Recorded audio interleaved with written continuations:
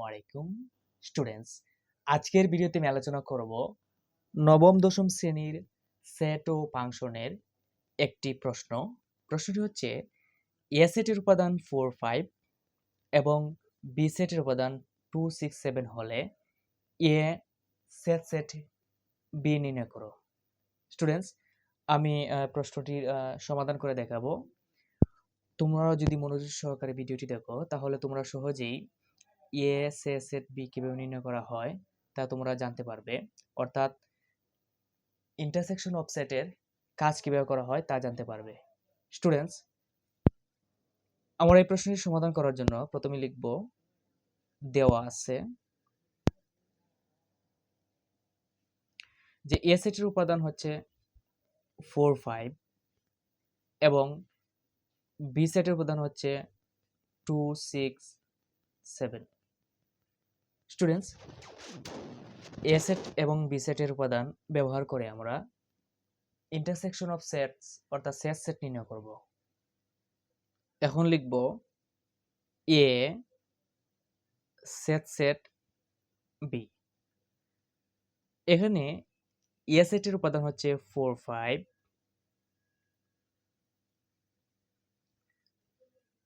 Set B সেটের উপাদান হচ্ছে 2, 6, 7। স্টুডেন্টস, এই দুটি সেটের সেট নির্ণয় করার জন্য প্রথমে আমাদেরকে জানতে হবে সেট বা ইন্টারসেকশন অফ সেট কাকে বলে। স্টুডেন্টস, তোমরা মনে রাখবে যে সেটকে অর্থাৎ ইন্টারসেকশন অফ সেটসকে ক্যাপও বলা হয়। স্টুডেন্টস, এখন আমরা জানবো যে সেট কি। সেট হচ্ছে দুই বা ততোধিক সেটের সাধারণ বা মিল উপাদান নিয়ে গঠিত সেটকে সেট বলে। অর্থাৎ দুইটি বা তার চেয়ে বেশি সেটের মধ্যে কোনো উপাদান যদি মিল থাকে, সাধারণ থাকে, একই জাত থাকে, তাহলে সেই উপাদানগুলো নিয়ে সেট গঠিত হয়। আর যদি দুই বা তার চেয়ে বেশি সেটের মধ্যে কোনো উপাদান সাধারণ না থাকে, মিল না থাকে, একই জাত না থাকে, তাহলে কোনো উপাদান বসবে না, অর্থাৎ সেই সেটের মান হবে ফাঁকা সেট। স্টুডেন্টস, এখন যদি আমরা দেখি যে এ সেটের উপাদান হচ্ছে 4, 5 এবং বি সেটের উপাদান হচ্ছে 2, 6, 7, এই দুইটা সেটের মধ্যে যদি আমরা উপাদানের তুলনা করি তাহলে দেখতে পাচ্ছি যে কোনো সেটে এই দুইটা সেটের মধ্যে কোনো উপাদানই একজাত নাই। যেমন এখানে 4, 5 আছে, এখানে 2, 6, 7, অর্থাৎ দুইটা সেটের মধ্যে কোনো উপাদান একই জাত বা সাধারণ নেই। সেজন্য আমরা লিখব এ সেট এবং বি সেটের সেট লিখব ফাঁকা সেট। অর্থাৎ দুইটা সেটের মধ্যে যেহেতু কোনো উপাদান একই জাত নেই, তাহলে এ সেট এবং বি সেটের মান হবে ফাঁকা সেট। স্টুডেন্টস, আমরা এই ভিডিওটির মাধ্যমে জানতে পারলাম যে কিভাবে দুইটা সেটের মধ্যে সেট নির্ণয় করা হয়। স্টুডেন্টস, সেট নিয়ে আরেকটি প্রশ্ন আমি লিখলাম। প্রশ্নটি হচ্ছে যে সি সেটের উপাদান 5, 6, ডি সেটের উপাদান 6, 7 হলে এ সেট পি নির্ণয় করো।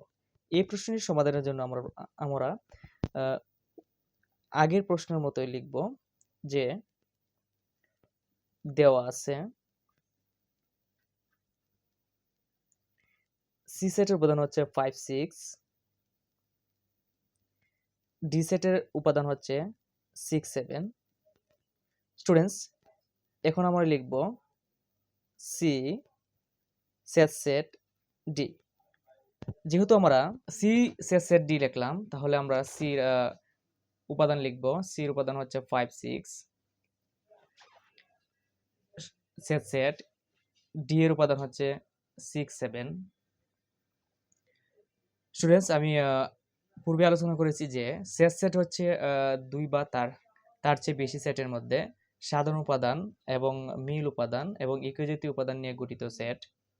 সেজন্য আমরা দেখি যে সি সেট এবং ডি সেটের উপাদানগুলোর মধ্যে কোনো উপাদান একই জাতীয়, সাধারণ বা মিল আছে কিনা। আমরা দেখতে পাচ্ছি যে দুইটা সেটের মধ্যে 6 যে উপাদানটি, সেই উপাদানটি মিল আছে। সেজন্য সি এবং ডি সেটের সেট হবে 6। আমরা আনসার লিখব 6।